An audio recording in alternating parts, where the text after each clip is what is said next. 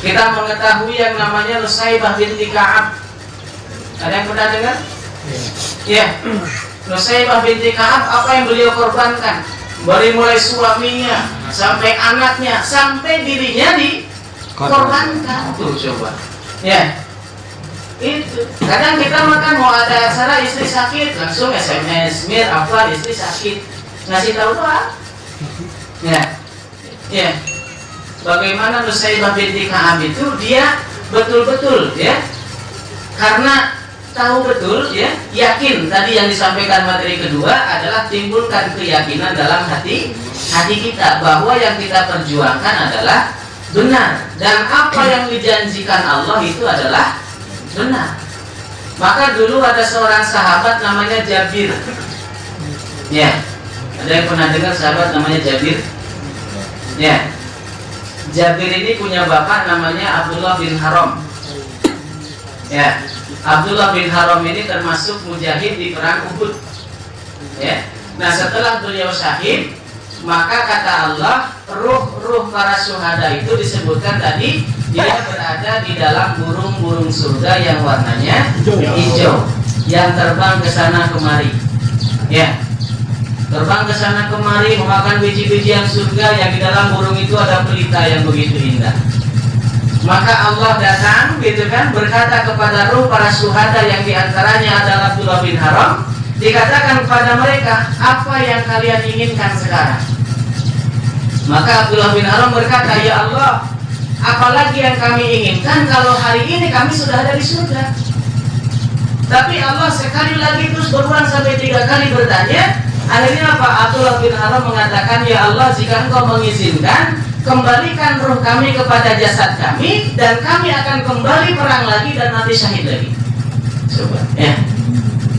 Maka ruh orang-orang yang mati syahid itu berkata, aduhai seandainya saudara-saudara kami mengetahui yang terjadi kepada kami hari ini.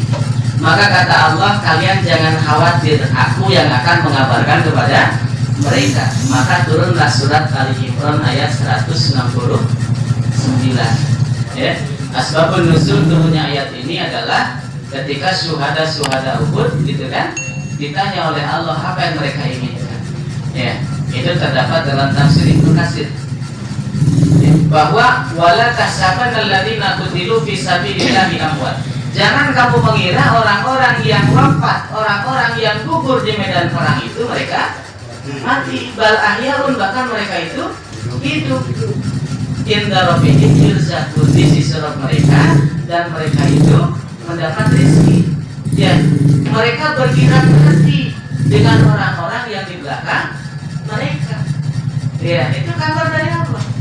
Jadi orang-orang yang gugur di medan perang itu betul-betul mereka memahami kalau betul-betul sudah merasakan, maka akan terus ingin mengulang dan mengulang terus.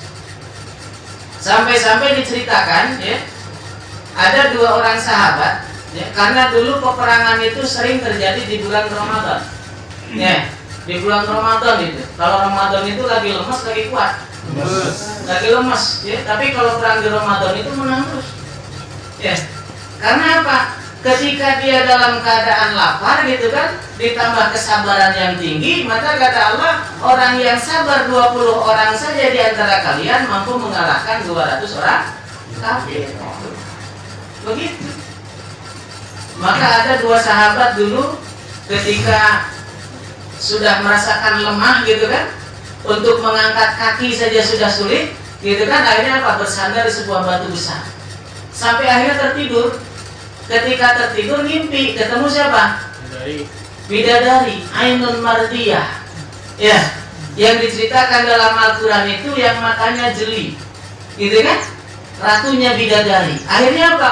Ketika mimpi ketemu Ainun Mardiyah, bangun ujuk-ujuk jag-jag deh, gitu kan? Langsung kuat lagi. Karena apa? Tahu keutamaan.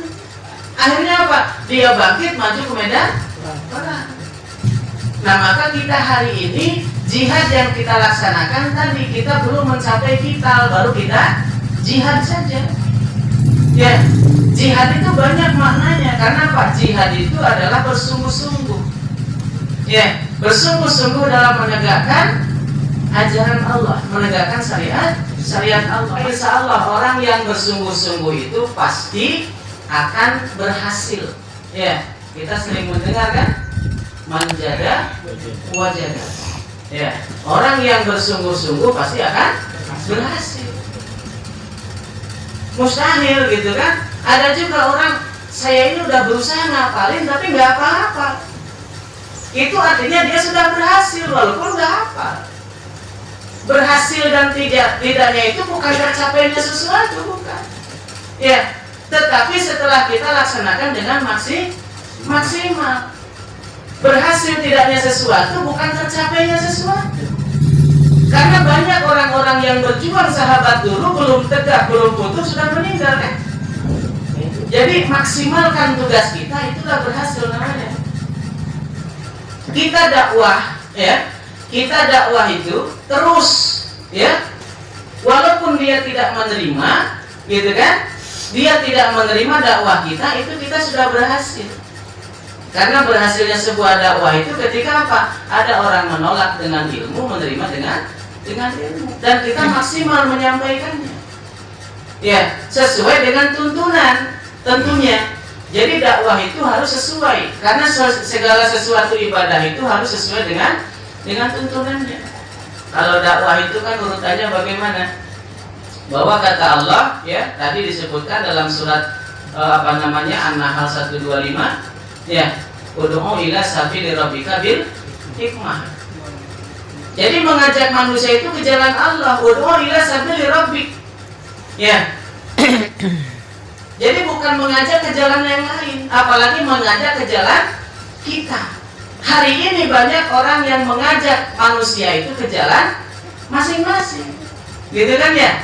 Sehingga Pak, setiap orang punya pengikutnya masing-masing. Jadi bukan mengajak kepada jalan Allah. Kalau kita mengajak kepada jalan Allah, maka insya Allah itu ya, ud'u ila sabili rabbika bil hikmah. Jadi mengajak manusia ke jalan Allah dengan hikmah. Hikmah itu apa? Dalam surat Al-Jum'ah disebutkan bahwa hikmah itu adalah sunnah. Ya, sesuai sunnah Nabi. Ya, nah itu. Wa mau'izatil hasanah, dengan pengajaran yang baik apa? Al-Quran. Mau'izah hasanah itu Al-Quran. Maka kita mengajak manusia ke jalan Allah dengan apa? Dengan Al-Quran. Maka kalau kita mengajak manusia ke jalan Allah, orang nggak ikut nggak kecewa. Orang ikut pun kita tidak bangga.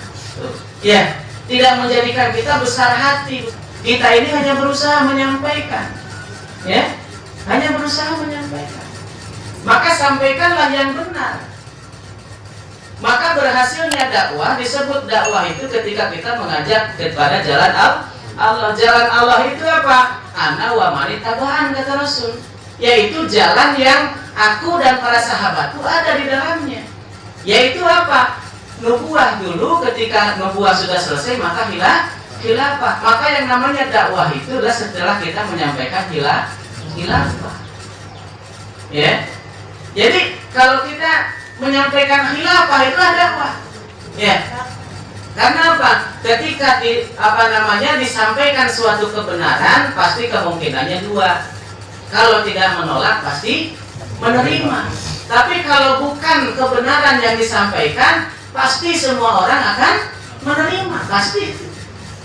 Ya. Karena apa? Seorang Muhammad sebelum diangkat menjadi nabi, semua mengakui, sekafir-kafirnya mengakui Muhammad itu seorang al-amin. Ya. Orang yang bisa dipercaya.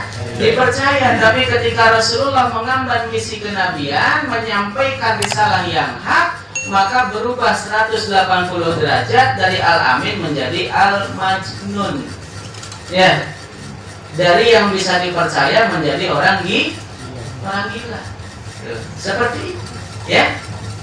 Maka di sini diperlukan sebuah pengorbanan, karena tidak ada satupun perjuangan yang tidak ada pengorbanan. Semuanya membutuhkan pengorbanan. Hatta itu adalah perjuangan yang batil sekalipun. Ya, sesuatu yang batil sekalipun itu ada perjuangannya. Jadi tidak ada yang otomatis di dunia ini. Ya, yang otomatis itu cuma apa? Robot. Ya, Motor tuh ada motor matic sekarang ya, otomatis nggak perlu diselakan gitu, otomatis nggak pakai gigi, gitu ya. Nah begitu. Jadi kalau hidup kita di dunia ini nggak ada yang otomatis, semuanya pakai usaha. Maka Allah mengatakan, idza arada syai'in ayaqulu lahu kun fayakun. Allah bisa seketika juga, tapi Allah sengaja memakai proses. Maka Allah menyebutkan, Allah menciptakan langit dan bumi itu selama 6 masa atau 6 hari. Ya. Padahal Allah bisa saja cekrek langsung jadi bisa. Tapi kenapa pakai proses? Karena Allah ingin mengajarkan kepada manusia bahwa segala sesuatu itu melalui proses, nggak ada yang langsung. Ya. Begitupun kita. Ketika dalam berjuang nggak langsung menjadi orang benar, enggak. Ya, nggak langsung menjadi orang yang girohnya semakin enggak. Ada prosesnya, ya, ada prosesnya. Maka proses itu harus kita lalui, ya, harus kita lalui. Bagaimana orang-orang terdahulu, ya, orang-orang terdahulu banyak masuk Islam karena apa? Bagaimana dulu orang-orang yang masuk Islam itu bukan karena Rasulullah menyampaikan, saya Rasulullah ikutlah kepada saya. Justru ketika Rasul teriak-teriak banyak ditimpukin, ya, kebanyakan ditolak. Tapi orang masuk sekampung gara-gara apa? Melihat akhlak Rasul. Orang-orang sekampung masuk Islam gara-gara apa? Melihat akhlak Rasul. Begitu. Maka dakwah itu ada dakwah bil lisan, ada dakwah bil hal. Maka kata Rasulullah, innama bu'istu liutamimma makarimal akhlak. Begitu. Sesungguhnya aku diutus ke muka bumi ini untuk menyempurnakan akhlak. Maka perlihatkanlah akhlak-akhlak, ya, yang baik dalam jamaah ini supaya orang melihat. Yang kita lakukan apa? Perlihatkan akhlak yang baik, begitu. Sehingga apa? Orang berkesimpulan semua orang khilafah itu baik, begitu. Jadi nggak ada lagi istilah yang lain. Ya, dengan sendirinya nanti mereka akan mengikuti. Maka akhlakul karimah. Maka dulu bagaimana Rasulullah ketika sedang berteduh di bawah pohon kurma, ya, kondisi sendirian, ada orang kafir datang, tolong, ya kan, sama mereka. Ketika ditolong, Muhammad, kamu sekarang sendiri, gak ada sahabat kamu, gak ada Umar, gak ada Ali, gak ada Utsman, gak ada Abu Bakar. Siapa yang mau menolong kamu? Maka Rasul menjawab dengan enteng, gitu kan, dengan tenangnya, Allah yang menolong saya. Maka dengan seketika pedang jatuh, gitu kan, gantian Rasul ambil, ditolong lagi. Sekarang siapa yang menolong kamu? Ya, karena dia orang kafir, gak beriman sama Allah, ngomongnya apa? Kalau kamu lepaskan, saya selamat. Kalau kamu bunuh, saya mati. Akhirnya apa? Rasul kasih pedangnya, diambil. Pulang sama orang kampung, Muhammad tuh orangnya baik. Tidak kan, sekampung masuk Islam.